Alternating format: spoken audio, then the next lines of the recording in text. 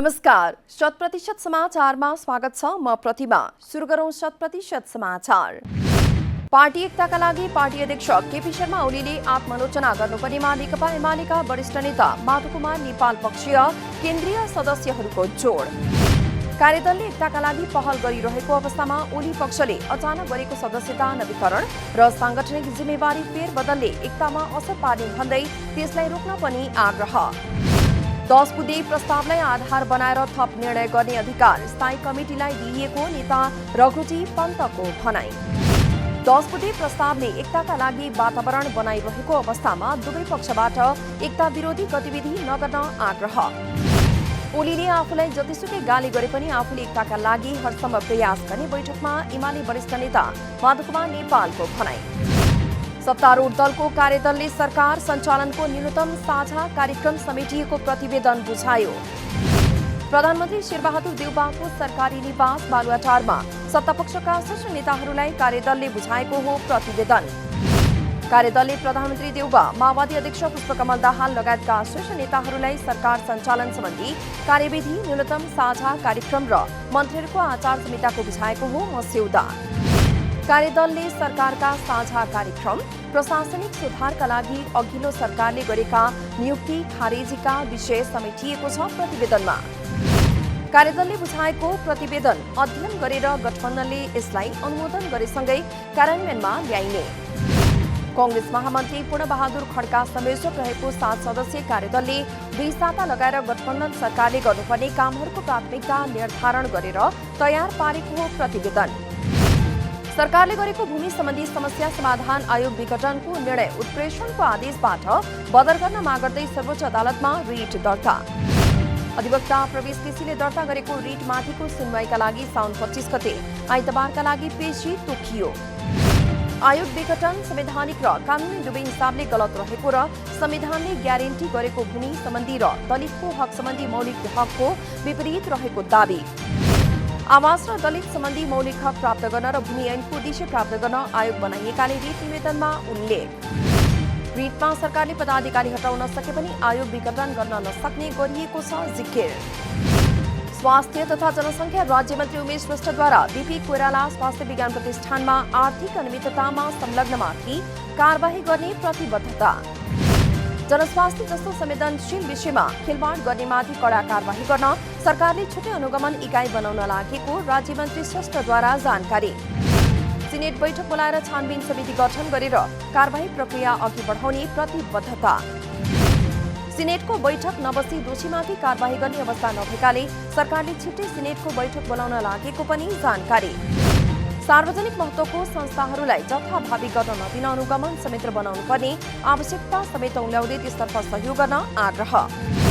समितिका सदस्यहरूले जनस्वास्थ्य जस्तो संवेदनशील क्षेत्रमा बन्द हडताल गर्ने कर्मचारीमाथि कडा कारबाही गर्न नसकेको भन्दै गरेका थिए सरकारको चर्को आलोचना। समितिका सदस्य एवं पूर्व स्वास्थ्य तथा जनसङ्ख्या मन्त्री खगराज अधिकारीद्वारा आन्दोलन गरेर प्रतिष्ठानलाई बन्द गराउने कर्मचारीमाथि कडा कारबाही गर्न सरकारको ध्यानाकर्षण। शुक्रबारको राष्ट्रिय सभा बैठकमा मन्त्री परिषद विस्तार हुन नसकेकोदेखि भूमि आयोग खारेज लगायतका विषयमा छलफल। सत्तारूढ नेपाली कांग्रेसका सांसद प्रकाश पन्तद्वारा लुम्बिनीका मुख्यमन्त्री शंकर पोखरेलको राजीनामा माग।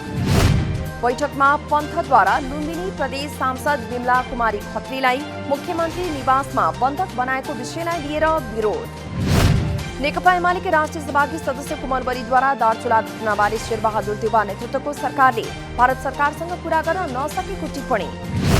दार्चुला घटनामा सरकारले छानबिन समिति गठन गरेर टार्न खोजेको उहाँको आरोप।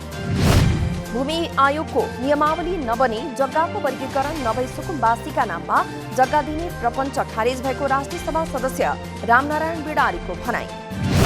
वास्तविक सुकुम्बासीलाई मात्रै जग्गा दिनुपर्नेमा उहाँको जोड। सिंहदरबारस्थित पुतली बगैँचामा निर्माणाधीन संघीय संसद भवनको निर्माण कार्य छिटो सम्पन्न गर्न सम्बन्धित आयोजनालाई सभामुख अग्निप्रसाद सापकोटाको आग्रह। तोकिएको समयभन्दा अगाडि नै सो भवनको निर्माण कार्य सम्पन्न गर्नुपर्ने आवश्यकता रहेको जानकारी। कोरोनाका कारण प्रतिकूल स्थिति रहेको उल्लेख गर्दै भवन निर्माणका लागि आवश्यक सामग्रीको जोगाउने काममा गम्भीर ढङ्गले लाग्न समेत निर्देशन। राष्ट्रकै सबैभन्दा गौरवपूर्ण आयोजना भएकाले यो भवनको निर्माण कार्य समयमै सम्पन्न गर्ने ऐतिहासिक जिम्मेवारी पूरा हुने विश्वास समेत व्यक्त। 20 महिना अघिबाट निर्माण सुरु गरिएको सो आयोजनाको लागत करिब 5 अर्ब 67 करोड 61 हजार गरिएको छ अनुमान। 3.5 वर्षभित्र सम्पन्न गर्ने लक्ष्यका साथ अघि बढाइएको सो भवनको निर्माण कार्य सोचे अनुसार अघि बढ्न नसकेको आयोजनाको भनाइ। सो भवन बन्दैछ 173 रोपनी 8 आना क्षेत्रफलमा। माधव नेपाल पक्षीय युवा संघको आगामी भाद्र मसान्तसम्ममा सबै तहमा पिपल्स भोलिन्टियर गठन गर्दै समाजमा रहेका विसङ्गतिका भोलिन्टियर परिचालन गर्ने तयारी। आगामी भदौ 19 गतेसम्ममा सबै प्रदेशको बैठक आयोजना गरी भदौ 20 र 21 गते केन्द्रीय सचिवालयको बैठक आह्वान गर्ने युवा संघद्वारा जानकारी।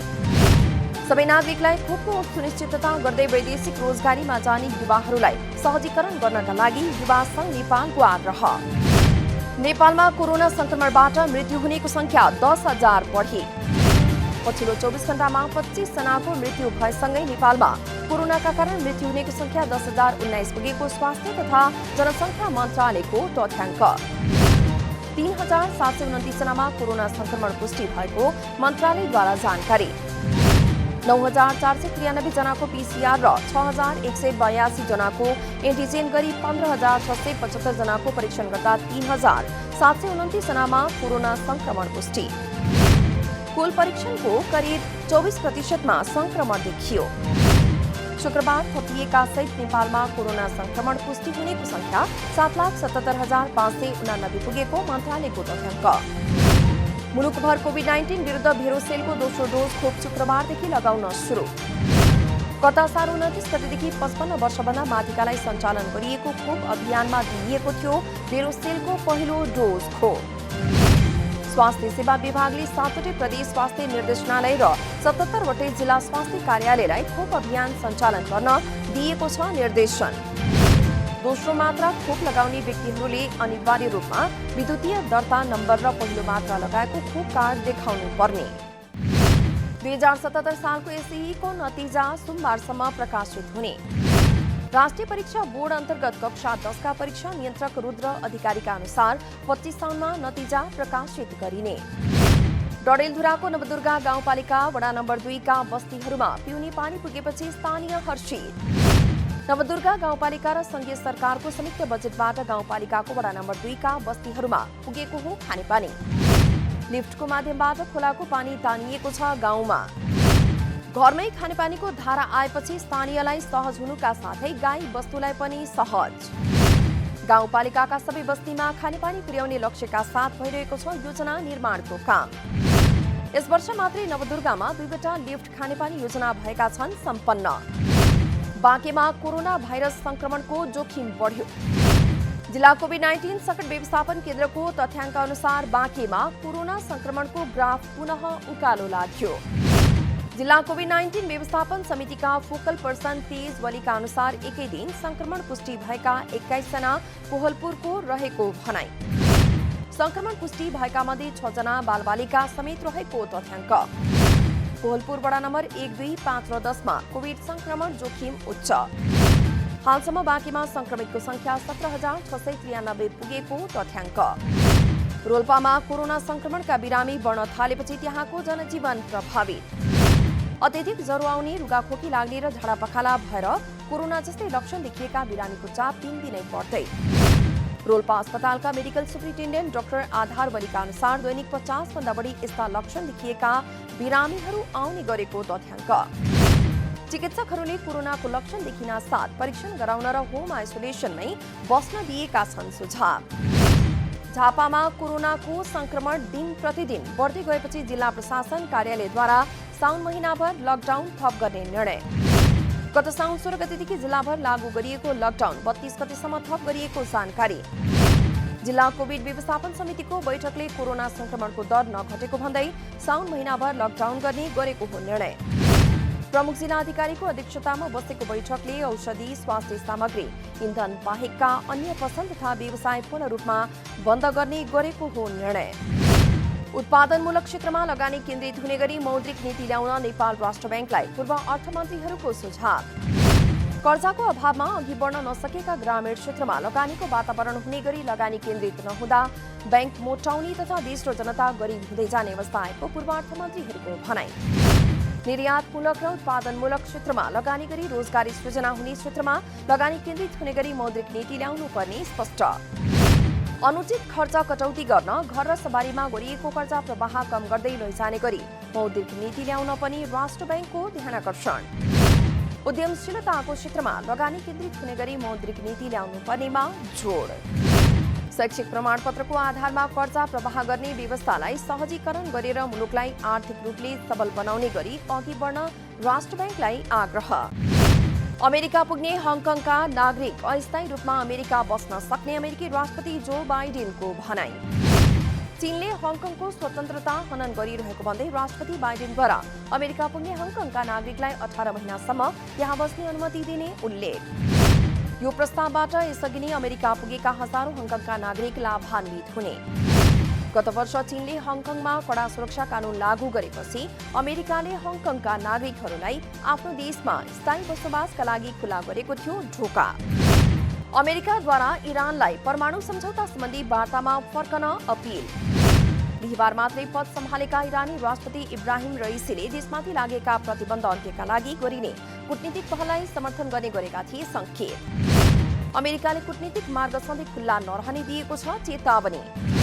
सन् 2018मा 30 बेलाका अमेरिकी राष्ट्रपति डोनाल्ड ट्रम्पले परमाणु सम्झौताबाट अमेरिकालाई अलग गर्दै इरानमाथि पुराना प्रतिबन्धहरू पुनः लगाएपछि दुई देशबीच बढेको थियो तनाव। अफगानिस्तानको सञ्चार तथा सूचना केन्द्रका निर्देशक दावा खान मेनापालको हत्या। राजधानीमा तालिबान बन्दुकधारीहरूले निर्देशक मेनापालको हत्या गरेको स्थानीय सञ्चार माध्यममा उल्लेख। मेनापालले नियमित रूपमा अफगान सरकारको स्थितिबारे गर्दै आएका थिए ट्वीट। काबुलमा रक्षा मन्त्रीको घरमा तालिबानले आक्रमण गरेको केही दिनपछि भएको हो यो हत्या। तालिबानले आउने दिनहरूमा थप आक्रमणको दिएको छ चेतावनी। अफगानिस्तानको आन्तरिक मन्त्रालयका प्रवक्ताले आतंकवादीहरूले फेरि एक कायरतापूर्ण कार्य गरेको र एक देशभक्त अफगानलाई शहीद बनाएको भन्दै उक्त घटनाको गरेका छन् निन्दा। संयुक्त राष्ट्रसङ्घ सुरक्षा परिषदले अफगानिस्तानमा बिग्रदै गएको हिंसाको विषयमा बोलाएको छ बैठक।